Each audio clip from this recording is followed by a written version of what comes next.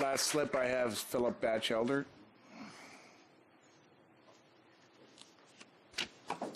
Good evening, council, staff, and public. Thank you. Thank you for trying to make sense of everything that's being presented. Our Fish and Wildlife Service representative, I'm Philip Batchelder. I'm with San Bruno Mountain Watch. I live in Berkeley. Our Fish and Wildlife Service representative disavowed the letter that he wrote in 1983, but what he wrote has borne out. And in this flyer that we provided to you, there are concrete examples of how the service itself has found that his critique, his anticipated problems were borne out.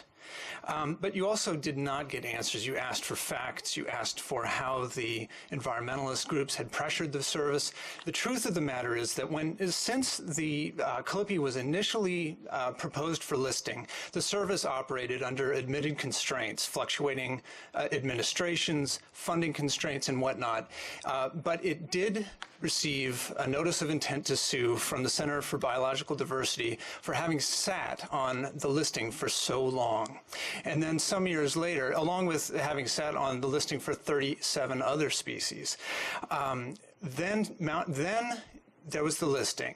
And then the service moved to add the Calliope to an existing incidental take permit without doing the further study. The service did not disclose this to you tonight or at the last hearing.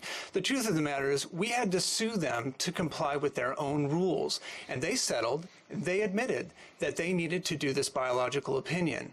When they issued that biological opinion, much of which was based on Thomas Reed Associates data, including the biological opinion, including the annual reports, the self-serving annual reports that were produced by a group that had a major conflict of interest and had not been peer-reviewed. We looked at that biological opinion and we thought it was very, very shoddy, but we thought that we probably could not challenge it legally. But that says something about how low the standards are legally. And as you were told tonight, jeopardy findings are very, very rare. So we moved on, and we've been committed to this process.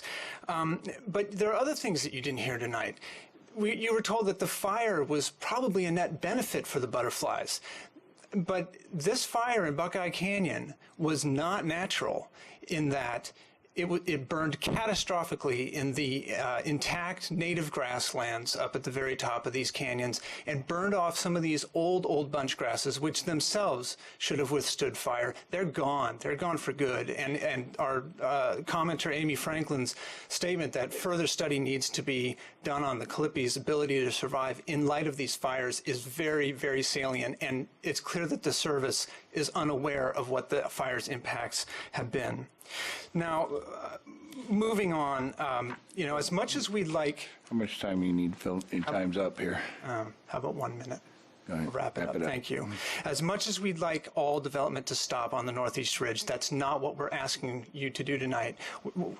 Chris Nagano was right. Tonight he was right about one thing. A supplemental EIR will garner additional information. He said that. We're asking that we take this opportunity to gather the best available science to make your decision. And the fact is that we're not asking for all silver spot butterfly habitat to be saved. We can't do that because as much as, if not more than 98% of it is gone. And we staunchly say that it's the people who would want to bulldoze in that last remaining shred, that last remaining 2%, who are taking the extreme position here, who are being unreasonable. So if we're going to allow that, and we're not trying to stop that tonight, we're trying to get more study, we ask please that you gather the additional information through a supplemental EIR, and we thank you very much for your consideration. Thank you.